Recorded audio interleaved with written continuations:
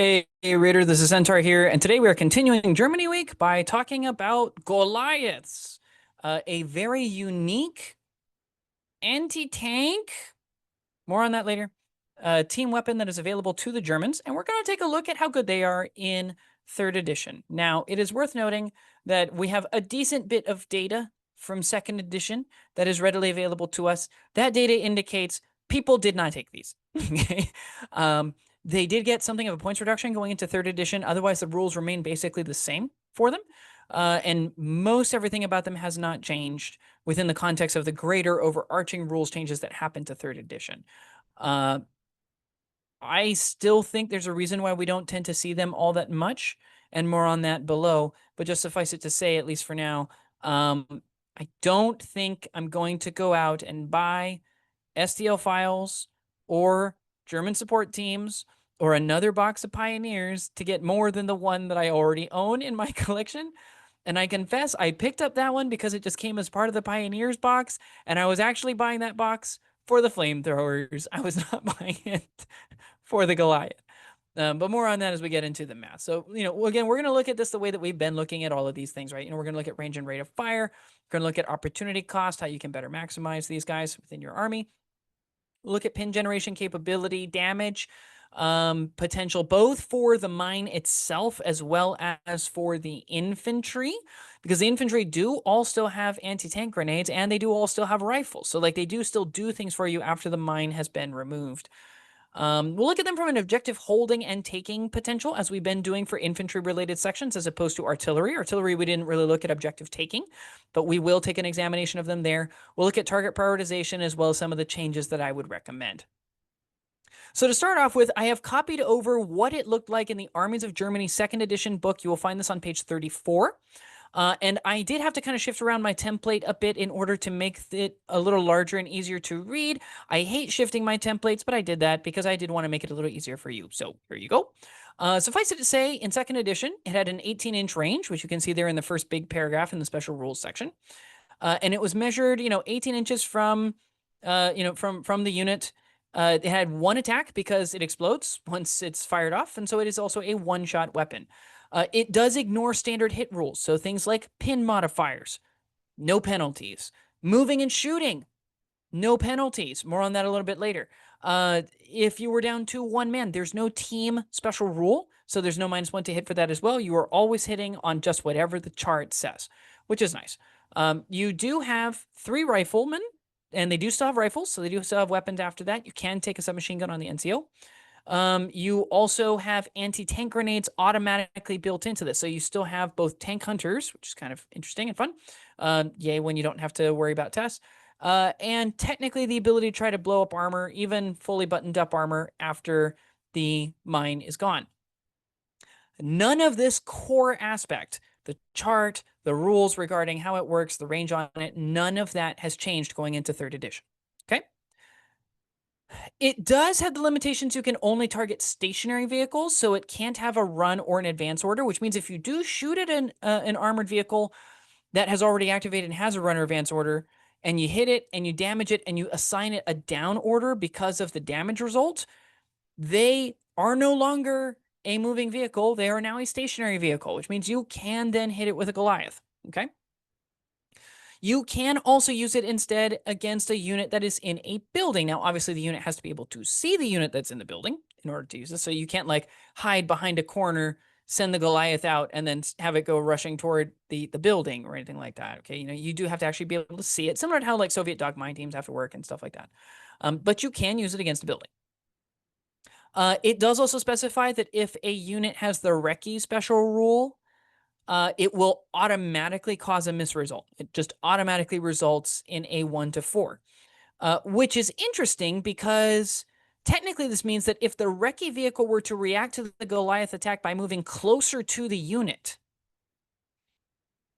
that is still the Recce vehicle reacting to the Goliath attack by moving.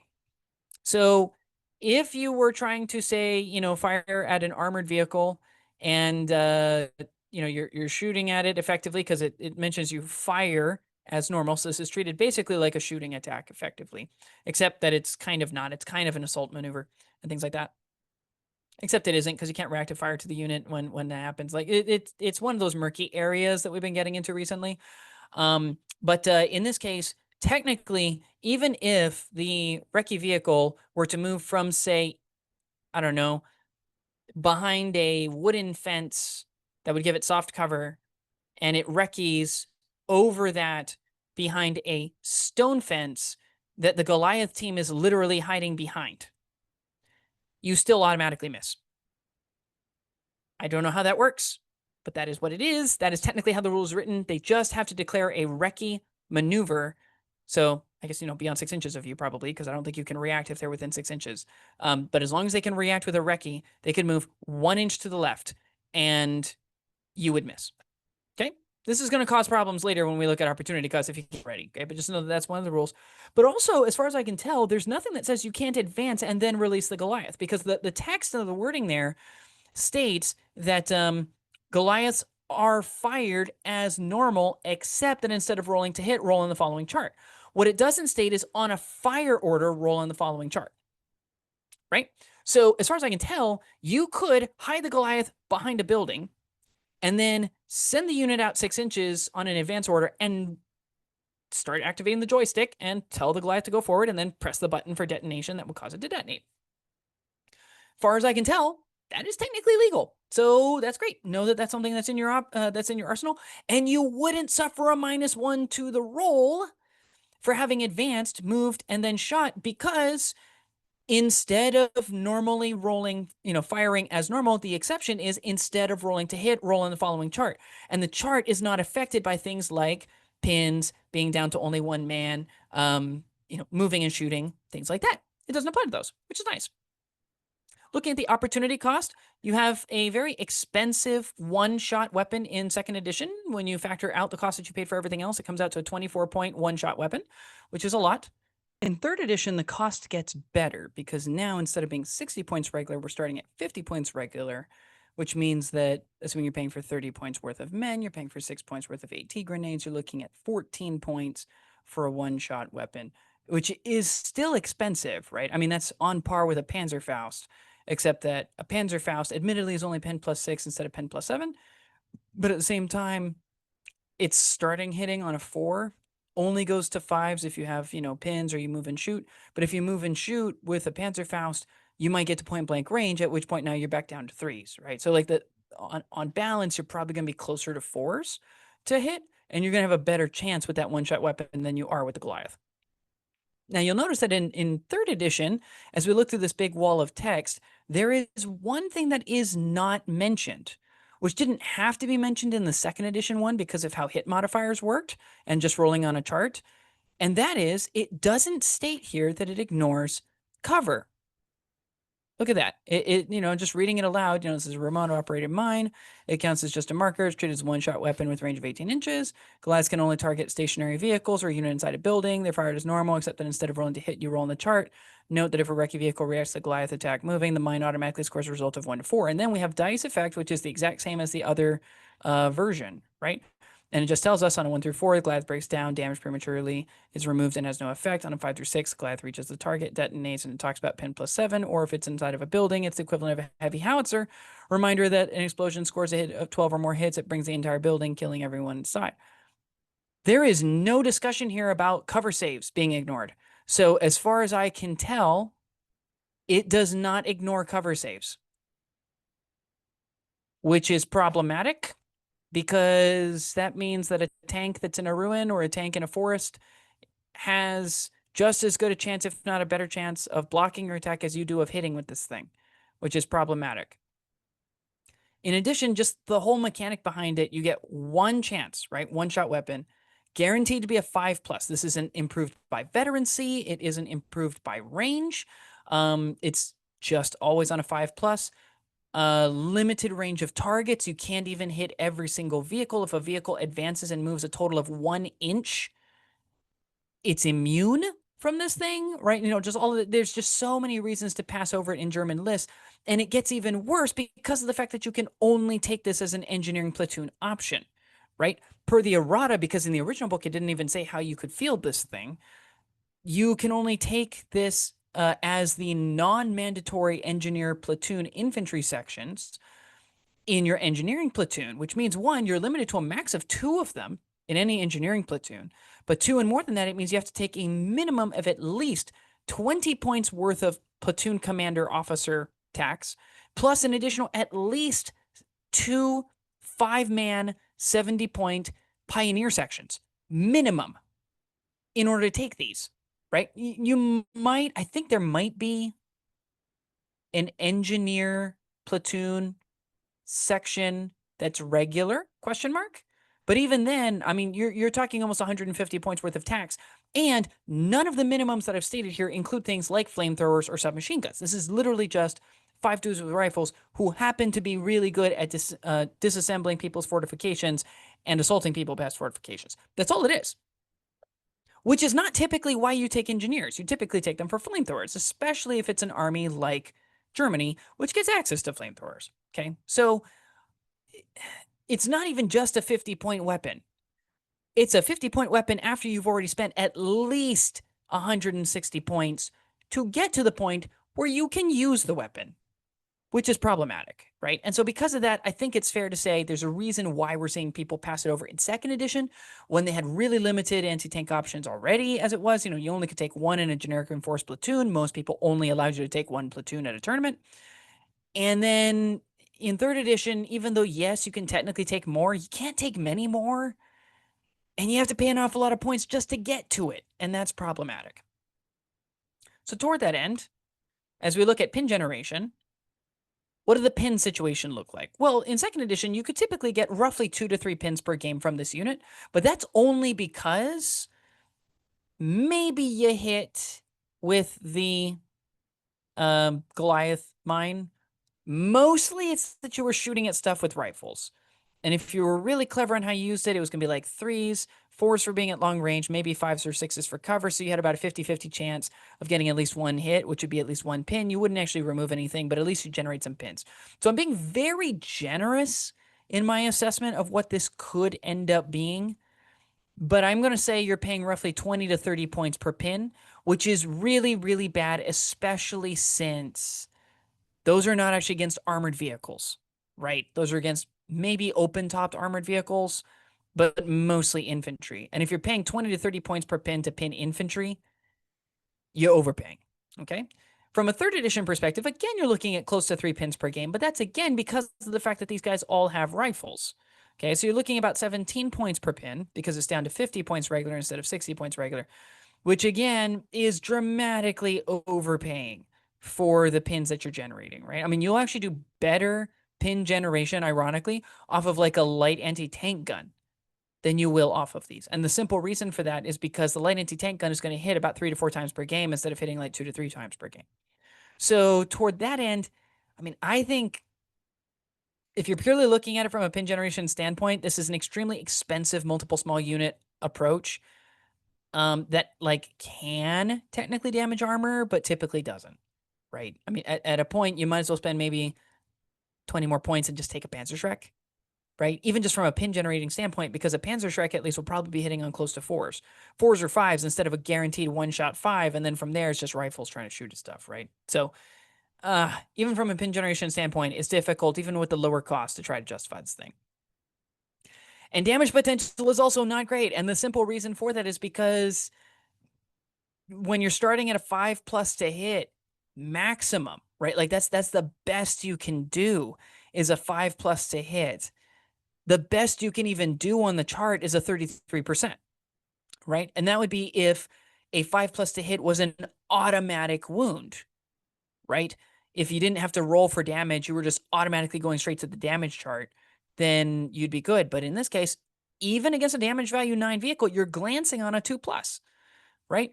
You're only getting full damage on a 3+, and that's why you'll notice the damage value 8 and below, you're looking at a 27.78%, which means if you hit, you're looking for 2s, right? And a 2 will do full wounds, full damage. And that's not particularly great odds. Not at all, okay? In the case of a building hit, where you're looking at damage value 5, 4, and 3, right? Because it's the only way to hit infantry with a Goliath is they have to be in a building. The nice thing is, at least you're looking at a heavy howitzer hit, which is a pen +4, which means if you hit, it is going to be a wound on 2s. It doesn't matter what the opponent has, which is great. Once again, there's no talk about ignoring a cover save. So you're really going for, I'm going to hit the building and I'm trying to do 12 hits, right? Otherwise, cover saves are going to mitigate the number of hits that you're going to do. But even then, hey, on average, you're getting about somewhere between 10 and 12 hits. That should hypothetically be enough to either bring the building down or at least do something substantial to the enemy if you're winning on 2s. That's like 7 to 8 wounds. Even if they cover save, you're probably still sneaking something through. Not a lot, but it's there. The big thing to remember about the damage side of things is even though the chance of getting something through is not particularly high, this thing is down to 50 points regular, right? 65 points veteran. So because of that, even if you were to take it, say, veteran because you don't want the crew getting removed or something like that, even if that's the case, if you were to hit a damage value 8 vehicle, the likelihood is if you took 2 of these and you were able to blow up 1 damage value 8 vehicle, you've actually probably made your points back, or pretty close to. Most damage value 8 vehicles are somewhere between 115 and 140 points. So you'd actually cover the cost of both of them as long as you do that. You'd have to hit with at least one of them. You'd have to roll at least a 2 for damage, and then you'd have to roll a 4+ for the final damage result. So, like, it's not like the odds are particularly high. But again, just by picking up the dice and saying I'm attacking this thing, you got about a 1 in 4 chance of actually doing damage to it. Whether it's enough to remove it is another question, but at least doing damage to it. And so, like, the odds are not horrible. They're not great, but they're not horrible for this. It is a decent damage option as long as you can get an infantry squad up close, ready to roll against the enemy. And we'll talk about that later when we talk about target prioritization and how to really kind of maximize these. When we look at objective holding, we have 3 men probably in cover, taking regular or veteran, which is not horrible, right? I mean, it's on par with things like machine gun teams, light mortars, medium and heavy, medium mortars at least, light auto cannons, light AT guns, light howitzers, right? Stuff that we've reviewed before on this channel. So, like, it's not the greatest, but it's not horrible, okay? It has minimal damage capability to infantry or armor on approach. So don't expect that you're going to whittle down the enemy all that much as they're coming towards your objective if they try to push you off of it. You can reasonably pin infantry because you're getting at least 3 rifles, right, to be able to shoot at stuff. So there's that. You have a decent reach to support advancing troops. In most cases, most objectives are going to be within 24 inches of another objective. So you can reach out with your rifles. It also means that if there's an enemy armored vehicle or other vehicle for that matter, soft skin vehicle would also be perfectly fine too, who is present on an objective trying to just stake and maintain the objective, you can advance 6 inches with the unit and then fire the Goliath, as far as I can tell. So you technically do also still have a 24-inch range with Goliath as well, even though it stipulates that you have an 18-inch range. So hypothetically, you could still have the exact same amount of coverage even against armored vehicles at least once. It's not going to work, right? On average, I don't walk into a die roll assuming I'm going to get a 5+, but hey, at least you have the option to, so that's kind of nice. And you're not suffering that -1 to hit penalty for advancing because you ignore all the normal hit modifiers and you instead roll on the chart. So that's nice. You do have the ability to reactive fire if assaulted. So, if they do try to push you off, at least you get a chance to fire back with the rifles. The drawbacks. The biggest one, I think, is that you're passing up on multiple order dice that could stake the objective too, right? While, yes, you can pay 50 points regular to take a Goliath after you've purchased an engineering team, that is the same cost as 2 regular anti-tank rifle teams, which are giving you 2 order dice. So if somebody tries to shoot at one of them, they have to perform 2 shots, right? They can't remove the entire squad in 1 shot. They got to remove those in 2 shots because they're 2 separate squads, right? Whereas if somebody shoots a whole lot of shots and wounds at least 3 times and gets past your cover saves, they can technically pop the whole unit and now there's nobody covering that objective. Whereas you could put 2 AT rifle teams down, both of them within range of the same objective. Both of them now have to be removed in order for them to flip that objective, right? So that's the first problem, not to mention the fact that 2 AT rifles are likely to get at least 1 hit every turn. Goliath is less likely to get one hit every turn, right? So like from a suppression standpoint, from a removal standpoint, arguably the AT rifle is going to do a better job. And it's a lot easier to access because you can take those in heavy weapons platoons and rifle platoons and recce platoons. You don't have to take an engineering platoon just to get access to potentially two of these, right? So there's that. The other issue, of course, is that you are also overpaying for the level of protection you provide on objectives. And the reason for that is because you're paying for anti-tank grenades, which are not great for defending objectives. You're paying 50 points for 3 riflemen, right? Which is, if you're trying to keep infantry off, that is dramatically overpaying for 3 riflemen, right? Even an officer platoon, like, even an officer, a platoon commander for whatever. Let's cut that part. I mean, even a platoon commander taken regular with 2 buddies is the same 50 points with 3 shots, but they're also providing a morale boost and they can snap potentially other people to help to gang up on a unit before it comes in to help whittle it down, right? Like you are getting other benefits out of it that the Goliath doesn't offer you, because the Goliath, you're paying 20 points for AT grenades and a one-shot weapon that may hit, but most likely actually doesn't. So from an objective holding standpoint, is this a good unit? It can technically hold a unit, and especially once it's fired the Goliath, that's actually one of the better roles to give it, just because you can park it somewhere where it's relatively safe, and it's still technically helping because it's holding the objective for you. I just wouldn't plan on it keeping the objective for you. And then in terms of objective taking potential, similarly, I mean, you have a reasonable chance of clearing light armor from central objectives. A roughly 25% chance of clearing something that's damage value 8, damage value 7, or a soft skin vehicle or something like that isn't horrible. AT grenades, like we've talked about AT grenades on this channel. 3 guys with AT grenades. On average, you're looking at a pen +1 or a pen +2. I don't know too many people who shoot at any vehicle whatsoever with a heavy machine gun or a light howitzer and think that they're going to do destruction on it. And at least the heavy machine gun is rolling multiple dice per turn, right? I don't know too many people who shoot at something with a light mortar and think they're going to remove it, right? It's not high odds. It's not good chances. So I would just be very leery on their ability to do removal with the grenades. The Goliath hits on a 5+, but if it hits, it's pretty likely to do something serious, right? So that's nice. This unit does not have a great chance of clearing infantry. 3 rifle shots is not good odds, let alone pound for pound. It's not good odds. It can help to remove smaller infantry teams. So if you find that, for example, somebody has like an inexperienced light mortar team camped on an objective, 3 rifles actually might do something like that, because, you're looking at, 3 shots, roughly 1 to 2 hits, wounding roughly 1 time. So if you can sneak it past a cover safe, there you go. You remove a dude.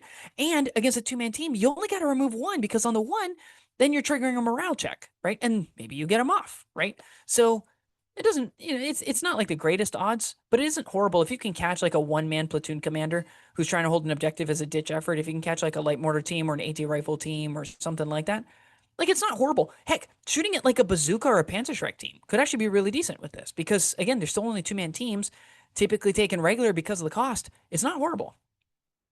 The one big issue with them in terms of taking the objective, though, is that they are very easily removed from the objective afterwards, because there aren't very many of them. You probably aren't taking the veteran, just because, again, like, you've already paid so much just to get to these things. I don't know that you want to put even more cost into these guys to take them veteran. So because of that, like, make sure that you follow up with a more durable unit to actually hold the objective, or follow up with a bunch of tanks that can park over there and just clear everything out that's going to be around it. So that way there just isn't anybody around to shoot at this 3-man unit. And then the tanks can keep moving and keep pushing on to the next objective while these guys sit more safely, because there just isn't a threat against them. So in terms of target prioritization, what do you want? First of all, you want to hit literally any kind of transport or tow. And the reason why is because if you're only paying 50 to 65 points for these in 3rd edition, if you hit literally any transport and it has literally anybody in it, you actually have a really good chance of making your points back just off of that. Furthermore, if you go after a transport and you even just immobilize it, there's a very good chance that you've shut down what your opponent wanted to do with this thing, which is really nice. So, you've at least done some board control element where you're slowing down the enemy advance and you weren't allowing them to drop stuff off in a quick, strategic way, right? And that's really good. We like that. So transports, tows, if you can knock those things out, go for it. Tow, maybe not so much, only because, again, like, how much are people really paying for tows? 15 points tops, probably. often less than that, closer to 12. It's going to take you a lot of time to make anything back of any meaningful value, other than obviously the fact that, hey, it's an order dice, right? And it's probably an order dice that's a damage value 6 or lower, which means that if you get a 2 on the damage roll, you're rolling for really, really, really high damage, which means you'll probably do a good job on removal on it, which is really good. The second thing I want to shoot at is infantry and buildings. It's only 5+ to hit with the Goliath. 3 chances to hit with rifles. You at least do a pin probably to what's going on in the building. So, shooting at the buildings isn't horrible. But at the very least, it's a very high reward if you get that 5+ to hit, because a heavy howitzer hit is freaking huge. You're talking about not only potentially bringing the building down, but you're looking at, on average, somewhere between 9 and 12 hits, 10 to 12 hits on average, which is a lot, okay? Even if the unit has gone down in order to try to avoid this, 6 hits is an awful lot of hits, right? Especially when you're wounding on 2s against whatever. So it's a lot. Next after that, lightly armored vehicles. Again, about a 1 in 4 chance that you're going to do serious damage to the thing. So that's not horrible. Would love that. And again, inexperienced in regular team weapons because, hey, you'll probably sneak in at least 1 wound before cover saves. That's not horrible. And then, like, if you absolutely positively need something else to shoot at, and there's nothing better, serious armored vehicles, you can give it a try. Again, you're hitting at the same level as a super heavy anti-tank gun that took an advance order. 5+ to hit, right? And that's not like the worst thing ever. It's not what you want from a super heavy AT gun, which is partially why people don't tend to take Goliaths, okay? But hey, like it's technically, like, you are technically viable. You can actually do damage to bigger vehicles, especially damage value 9s, because at least you're glancing damage on 2s, which could at least immobilize it, right? There's a very good chance you're at least going to slow it down or break it down in some way, shape, or form, which is helpful. So it changes what I make, because unsurprisingly, I think we need to give this thing some bit of a glow up, okay? So first of all, there's a couple of ways you could do this, okay? You could give it a points adjustment, and I don't think this is a bad idea, of reducing it down to 40 points. We treat this as a 10-point one-shot weapon, as we were talking about in the Germany video. I think that, giving yourself a 10-point Panzerfaust edit, make Panzerfaust only 10 points instead of 15. I think if that's the case, you cost this thing similar to a Panzerfaust, and the trade-off is you get an extra +1 point of penetration, but you're never going to hit on better than 5s, whereas Panzerfaust can routinely get to like 2s, 3s, or 4s. And I think that kind of evens it out. I think that's good. The second change, and the bigger one that I would also do, is that I would make the AT grenades an optional purchase. So they aren't hard baked into the cost, because otherwise we'd have to start them at least 46. And if you're starting them at 46, again, I think you're getting to the point where, like, you've already invested over 150 points probably to get to these things. If you're approaching another 50 points, I just don't see anybody doing it, especially when they have a chance in the same platoon and taking up to 350-point flamethrower teams. I just don't see them taking a Goliath first. The second thing that I think we should do is there should be a rule adjustment. I think that we should clarify that it ignores cover. One, because as far as I can tell, dog mine teams, lunge mines for Japanese, all of these things that are kind of rolling up to something and then blowing up ignore cover. And we currently don't have that clarification anywhere. And so I would just treat it the same way that we do with dog mines, and the same way that we do with lunge mines and stuff like that, where a thingy is physically rolling up to it, and so it's going to ignore the cover from the attack. And I think that's fine. Again, you have to pay quite a hefty sum just to take these things. You can only take a maximum of 2 of them in a single engineering platoon, so I think it's fine. Okay. We could do a chart adjustment. I think a 4+ to hit instead of a 5+ to hit, because you can only take a maximum of 2 of these in a platoon, means that at least one of them on average is going to hit, which is kind of nice. So it would incentivize you to take even not just 1, but even 2 to try to get it done, which I think is fine.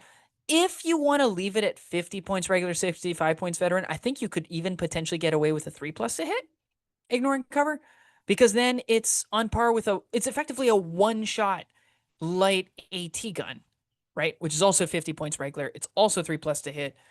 Sure, it gets a pen +7 instead of a pen +4, but it also has half the range, and potentially even less than half the range, depending on whether you want to fire or advance, than a light AT gun, and it can only fire once, right? Same number of crews. So I think a 3+ to hit would still be perfectly okay with this thing if you wanted to keep it at a 50 points regular, 65 points veteran. If you're going to drop it down to 40 points regular, I wouldn't go below 4+. And then finally, One thing you could potentially do is you could allow Goliath teams to replace any engineering section in an engineering platoon. This means that you could have an officer with an additional man, a regular officer with an extra man for 40 points. And assuming you do 40 points regular, 4+ to hit sort of thing, you could take 4 Goliath teams with it, and that would only be 200 points, which means you could fit in a reasonable rifle platoon and a reasonable armor platoon, and you would have a relatively reasonable German army at 1,000 points, 1,250 points, or something like that, which is not bad. It also means that if you have all of these Goliath teams, there would be another reason to take maybe like an armored transport or something like that. Because when it comes to how to utilize these most effectively, changes or not, I think one of the best things you can actually do for these, since it's only 3 men and the Goliath is just a marker, it isn't actually a man, it doesn't count as anything. You don't have to tow it or anything like that, even though in reality these things were super, super heavy, so you probably would need some sort of vehicle in order to move these things around, especially if you had more than one walking around with you. If that was the case, you could put these in like, an armored half track, and you put in like 3 of these with, I don't know, like a company commander or something like that, and maybe like, I don't know, like a flamethrower team. And then you could command the half track to move up, and then you could command 3 of these guys to jump out, right? And if you're not making any changes, just, put both of, put 2 of them in there, maybe with like a 5-man flamethrower team or something like that, alongside a single solitary company commander. And then you tell the Goliaths to jump out first, and they shoot off their 5+ stuff looking for that pen +7, and just see if you can do some damage and do some pins, maybe even remove stuff. And then from there, you now know what you need to do with the engineer section. The engineer might say, okay, well, we knocked out the big vehicle, right? Because one of the Goliaths actually did his job, right? Or whatever. And then they can jump out and they can take on an infantry section, or they can do a run order coming out of this thing, go off to a better place of cover, or something. I don't know. You have some options then for what you want to do with your flamethrower instead of leading off with that when you might have potentially multiple juicy targets. So if you are going to use Goliaths, because maybe they look awesome, they feel awesome. I mean, this is, again, as I kind of mentioned in the first slide at the very beginning of this, this is effectively the first drone, the first ground combat drone for sure, but I think it's the first drone. The first time that you have a remote operator, they used a joystick with a button to detonate the device, where remotely you would have effectively a loitering munition, right? They can't use the K word here on YouTube, but a K drone, right? I mean, it is a loitering munition is what it is, and it rolls up. This is not the first autonomous weapon system. First autonomous weapon system probably goes to, like, I don't know, the spiky pit, the pit trap, and the landmine, okay? But as a remote operated attack weapon system, this is where it all started, was the Goliath. So, like, considering its effect on modern day warfare, I mean, it's completely revolutionized modern day warfare 80 years later. I feel like it should be cooler than it is, like, let's give some love to this thing and give it a bit of a glow up, okay? And so these are the kinds of things that I would do. We'll put our version of the Goliath team in the Zern mission packs. That way you can see it. If you and your friends want to agree to use it, you guys can use that as part of our mission pack, if that would be useful. But tell me, what do you think? Like, have I gone a little too far? Is the pen +7 still too strong? Should we maybe drop it to maybe like a pen +6, so it's similar to a Panzerfaust? Maybe a medium howitzer hit instead of a heavy howitzer hit, just so that, again, it's a little bit cleaner, especially if it's going to be hitting more often, if you can take more of them. Is this still not attracting you to take it because you have to take a whole engineering platoon, basically all the minimum requirements, in order to even start taking these things? Is that just a bridge too far? Please let us know down in the comments below, and I will see you next time.